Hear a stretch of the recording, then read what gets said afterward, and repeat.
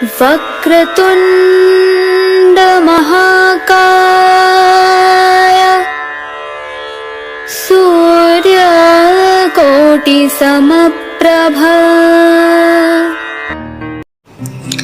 दोस्तों, आज मैं फिर से उपस्थित हूँ एक नई कहानी के साथ जिसका नाम है प्यार का रिश्ता।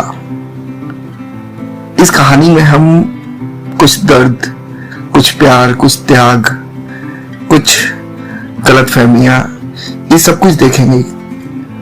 आइए इस कहानी को सुनते हैं जिसका नाम है प्यार का रिश्ता।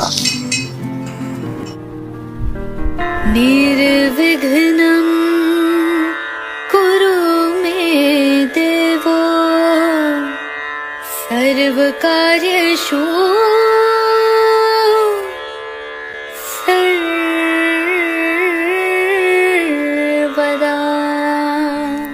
स्टेज पर जैसे ही अनाउंस हुआ, and the winner for the best entrepreneur of this year is जुगल सिंह।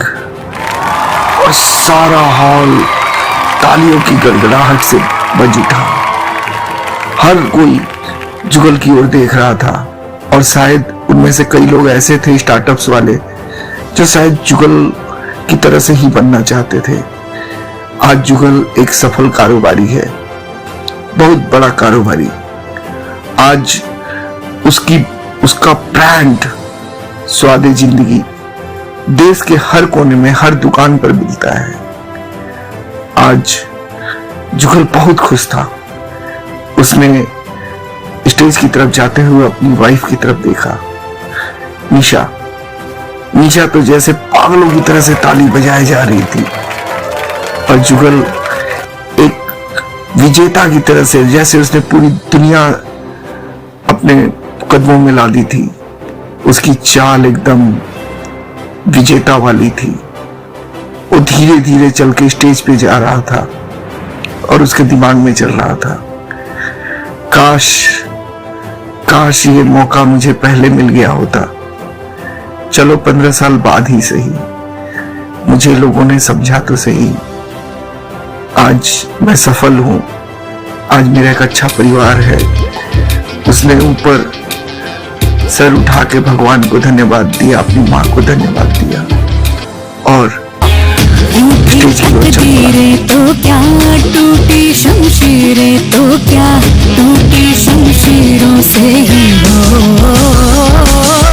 कर हर मैदान फतेह, कर हर मैदान फतेह, कर हर मैदान फतेह रे बंदेया, हर मैदान फतेह, कर हर मैदान फतेह, कर हर मैदान फतेह, कर हर मैदान फतेह रे बंदेया, हर मैदान फतेह।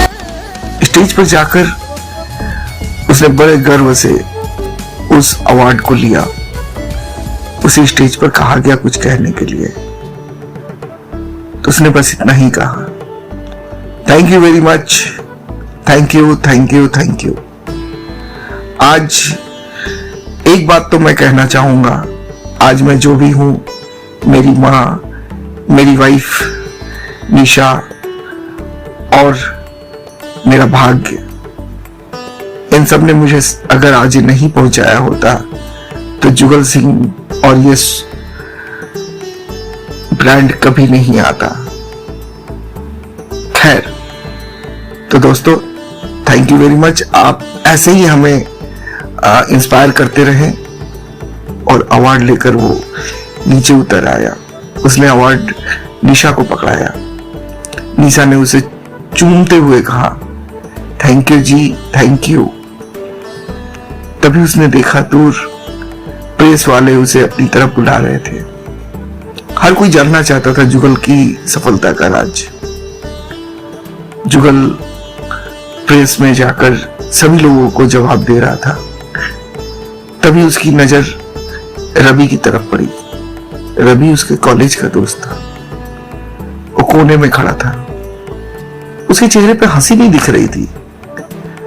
उसने प्रेस से अपना ध्यान अलग किया और रवि के पास जाकर खड़ा हो गया कि भाई तो खुश नहीं दिख रहा। यार जुगल, तुझसे 2 मिनट बात करनी थी। हाँ बोलना। तू साइड में चल। अच्छा सिगरेट पिएगा? चल सिगरेट पीते हैं। नहीं यार, मुझे कुछ और बात करनी है। जुगल, तुझे याद है हमारे कॉलेज में एक लड़की थी मनीषा? ओह गॉड रवि, मत याद दिला उस चुड़ैल का नाम। उसने तो मेरी जिंदगी बर्बाद ही कर दी थी। बर्बाद? यार ऐसे मत बोल। तो और क्या बोलूं? जुगल, तू जानता है तू क्या कह रहा है? नहीं, मुझे जानना भी नहीं है। नहीं, तुझे सुनना पड़ेगा। और अचानक रवि को पता नहीं क्या हुआ, उसने उसे गिरेबान से पकड़ लिया। तो सुन, आज तू जो भी है उस मनीषा की वजह से है। बोला नहीं, ऐसा नहीं हो सकता है। जुगल, तुझे नहीं पता, मनीषा ही तेरे सफलता का राज है। नहीं रवि, ऐसा नहीं हो सकता। ये मेरी मेहनत है, ये मेरी मां की दुआएं हैं। मनीषा ने तो मेरी जिंदगी बर्बाद कर दी थी। नहीं जुगल, रवि ने रुआ से होके कहा, मनीषा ने तुझे बचाया है। उसने तुझे कॉलेज में तेरी सजा कम करने की भी कोशिश की थी, लेकिन जब तुमने ब्रेड बेचना शुरू किया था तुम्हें तो पता ही नहीं है वो सारे ब्रेड खरीदता कौन था। दोस्त, वो मनीषा ही थी जो तेरे सारे ब्रेड खरीद लेती थी और वो खरीद कर गरीबों में बांट देती थी। उसने मुझे कसम दिया हुआ था कि मैं तुझे ना बताऊं, लेकिन वो मर रही है यार। Please please. तू सच कह रहा है रवि? जुगल तो जैसे आसमान से गिरा। हाँ मेरे भाई, मैं सही कह रहा हूं। मर रही है वो, उसे ब्लड कैंसर है। उसके पास ज्यादा समय नहीं है। एक बार वो तुझसे शायद मिलना चाहती है, या यूं कहूं आखिरी बार।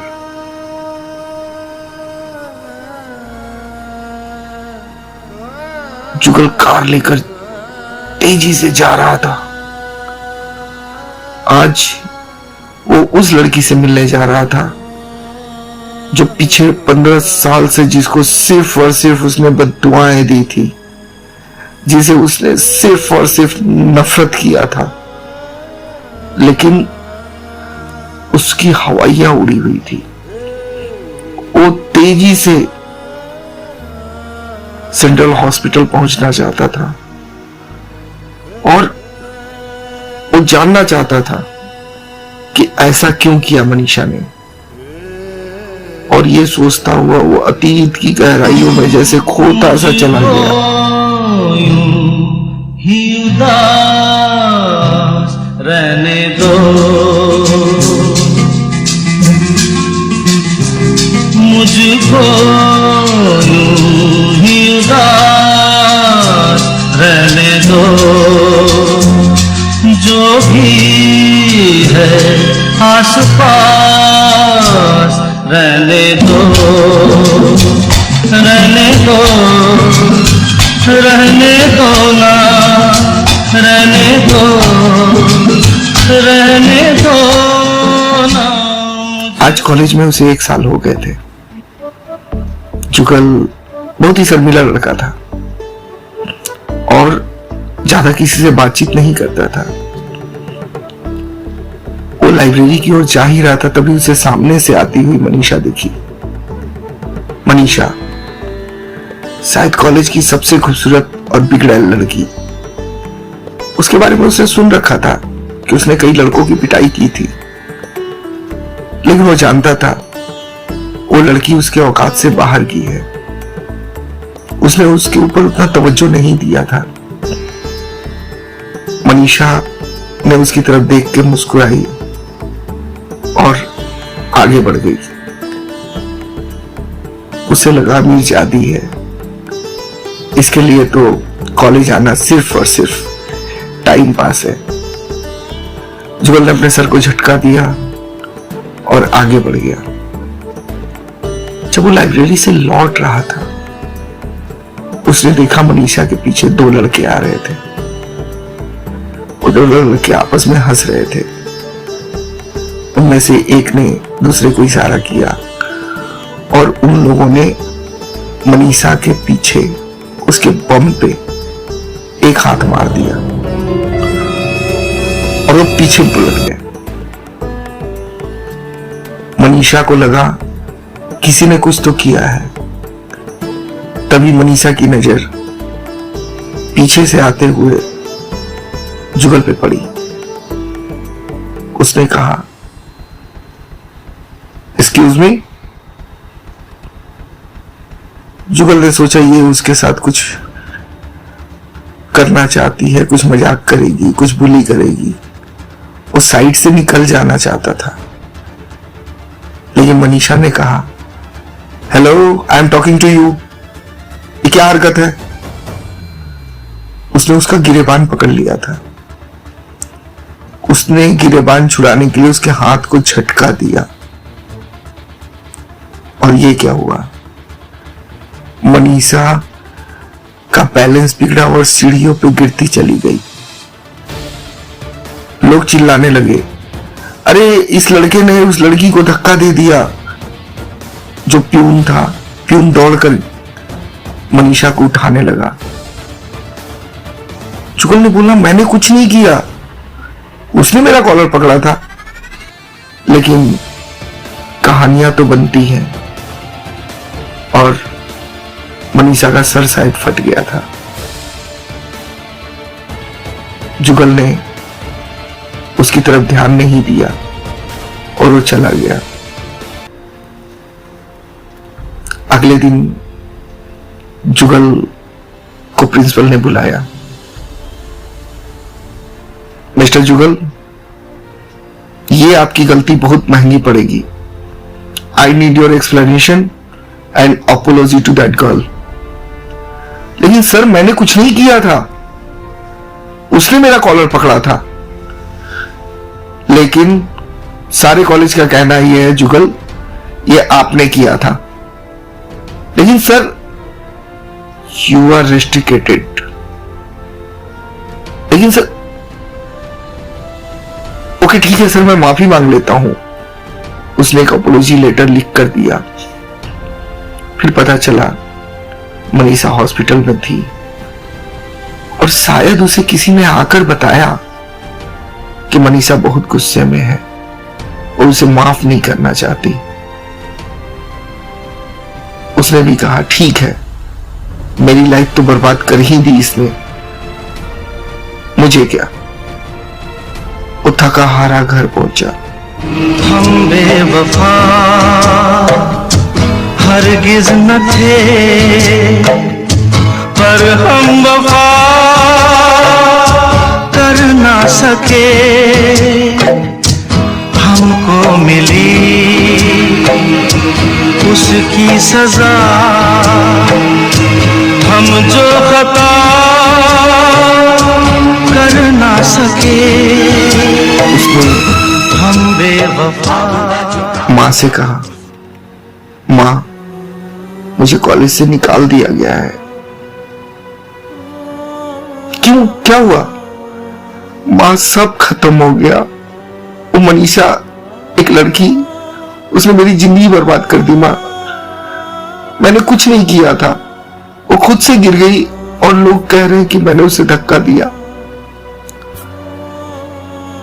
मां ने बहुत प्यार से उसके सर पे हाथ फेरा, उसको उसने गले से लगा लिया।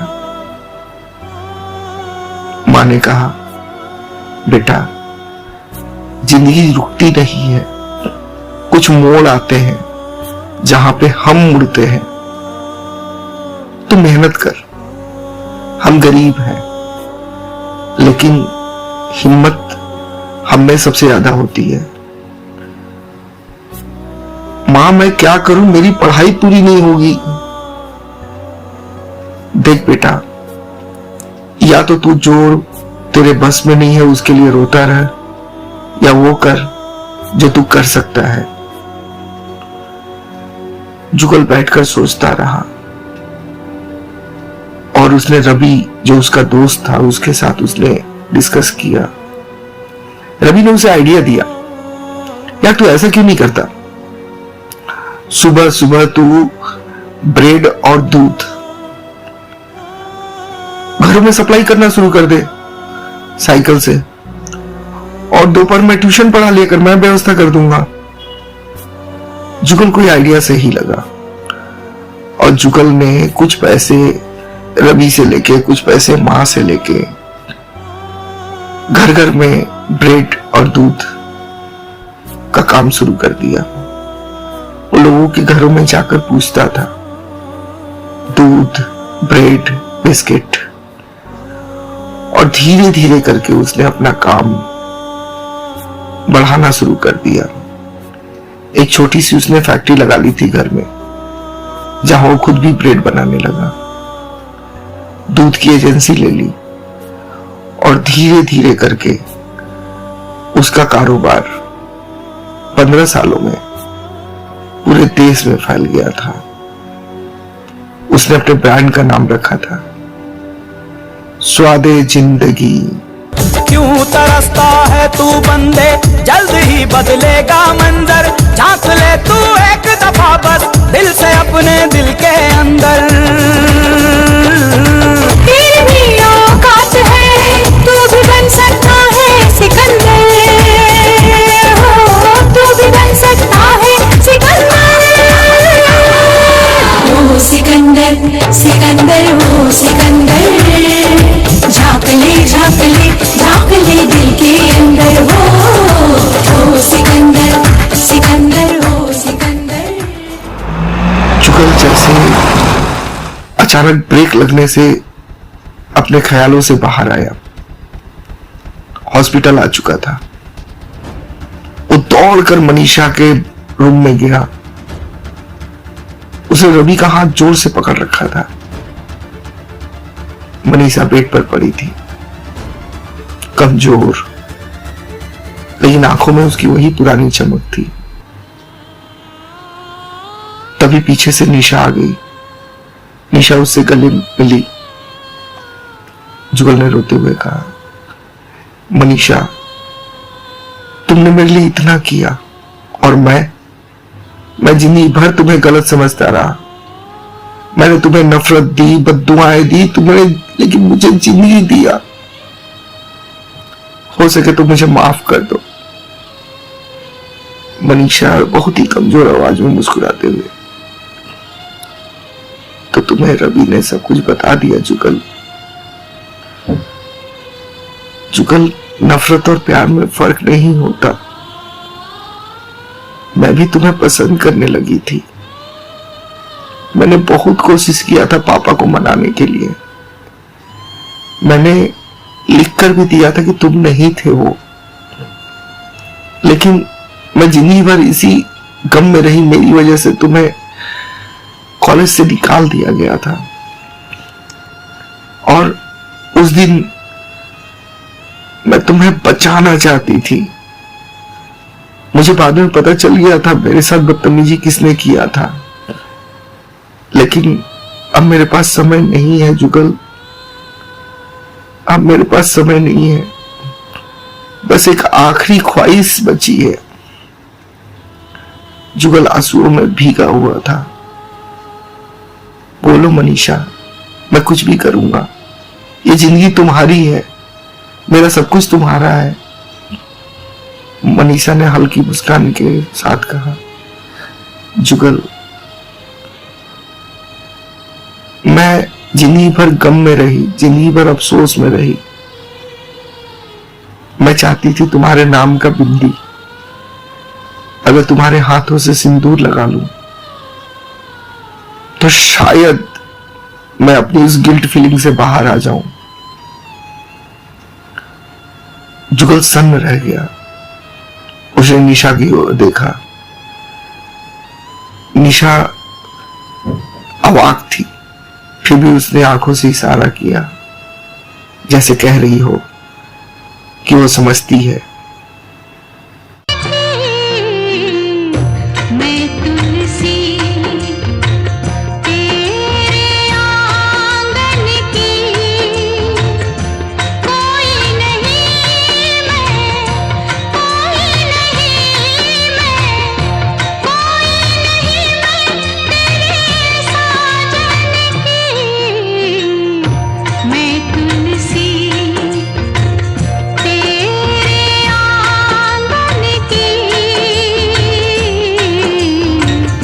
मनीषा ने अपनी बैग से सिंदूर की डिबिया निकाली और जुगल के हाथ में दे दिया और मनीषा की आंखों में जैसे सुकून सा झलकने लगा था। वो शांत सी पड़ गई थी। जुगल ने हाथ बढ़ा के सिंदूर उसके सर पे रखा और धीरे से कहा, मनीषा लो, तुम्हारी ये ख्वाहिश मैं पूरी करता हूं। लेकिन मनीषा शांत पड़ी हुई थी। मनीषा, उसने उसको हल्के से हिलाया। मनीषा का सर एक तरफ लुढ़क गया था। मनीषा, मैं तुलसी तेरे आंगन की, मैं तुलसी। मनीषा की आंखें एक टक निशा की तरफ देख रही थी, जैसे कह रही हो, निशा तुम्हारा शुक्रिया। मैंने भले ही अपनी ख्वाहिश तुमसे कह दी, लेकिन मैं तुम्हारा प्यार बांटना नहीं चाहती थी। जुगल हमेशा एक अच्छा इंसान था। मुझे माफ कर देना यार, मुझे माफ कर देना। और जैसे उसकी आंखों से आंसुओं की एक लकीर सी बह रही थी। उसकी आंखें बंद थी। जुगल और निशा फूट फूट कर रोने लगे। बगल में खड़े डॉक्टर और नर्स भी भावुक हो गए थे। जुगल पागलों की तरह से चिल्ला रहा था, मनीषा तुम वापस आ जाओ, प्लीज वापस आ जाओ। मैं तुम्हारा कर्ज कैसे चुकाऊंगा? मैंने हमेशा तुम्हें गलत समझा, तुम्हें गुनाहगार समझा, लेकिन गुनाहगार मैं था मनीषा। मनीषा प्लीज। निशा जुगल को गले लगाते हुए बोली, जुगल मनीषा ने तुम्हें माफ कर दिया है और मनीषा कहीं गई नहीं है। हमें मनीषा को अपने साथ रखना होगा। शायद वो भी यही चाहती थी ना। मनीषा हमेशा हमारे साथ रहेगी। कुछ पाकर खोना है, कुछ खोकर पाना है, जीवन का मतलब तो आना और जाना है। दो पल के जीवन से एक उम्र चुरानी है। जिंदगी और कुछ भी नहीं, तेरी मेरी कहानी है। एक प्यार का 1 साल बाद जुगल की बेकरी पर जुगल और निशा एक नया प्रोडक्ट लॉन्च कर रहे थे। उन्होंने इस प्रोडक्ट का नाम रखा था मुस्कान केक। बेकरी की दीवार पर मनीषा की तस्वीरें थी जिसमें वो मुस्कुरा रही थी। जुगल ने कहा, निशा, मनीषा ने मुझे सब कुछ दिया। ये कामयाबी, ये आत्मविश्वास, सब कुछ उसी की तो देन है, लेकिन मैंने उसे गुनहगार समझा। आज मनीषा केक शायद एक छोटा सा कदम हो सकता है, लेकिन हम इस प्रोडक्ट को घर घर में पहुंचाएंगे और मनीषा का नाम हमेशा ऊपर रखेंगे। निशा हौसला देते हुए बोली, जुगल, मनीषा ने तुम्हें प्यार दिया, उसकी प्यार को हम इस बेकरी में, इस दुनिया में बहुत फैलाएंगे और मनीषा हमारी जिंदगी का हिस्सा है और प्यार की राहों में कुछ अधूरी ख्वाहिशें सदा के लिए अमर हो जाती हैं। मनीषा का प्यार और बलिदान, जुगल की आत्मग्लानि और मनीषा की आखिरी ख्वाहिश, इन तीनों ने एक ऐसा ताना बाना जुड़ा, ऐसा ताना बाना जोड़ा जो शायद एक कामयाबी की कहानी होते हुए भी, एक अच्छी सीख देते हुए भी कहीं ना कहीं रुला रही थी। तभी पीछे से आवाज आई, पापा। और उनकी बेटी निहारिका दौड़ कर आ रही थी। जुगल को पहली बार एहसास हुआ निहारिका बिल्कुल मनीषा की तरह से ही चलती थी। मनीषा की ऐसा लगा जैसे मनीषा दौड़ कर आ रही हो। जुगल ने उसको गले से लगा लिया और पीछे से निशा ने जुगल को पकड़ लिया। शायद यही सुख होता है, शायद यही प्यार होता है, शायद यही परिवार होता है। लग जा गले के फिर हंसी रात हो न हो, शायद फिर से जन्म में मुलाकात हो न हो। लग जा गले के फिर हंसी। थैंक यू दोस्तों, आपको ये कहानी कैसी लगी जरूर बताइएगा। मैं अगली कहानी के साथ फिर आऊंगा। Thank you very much.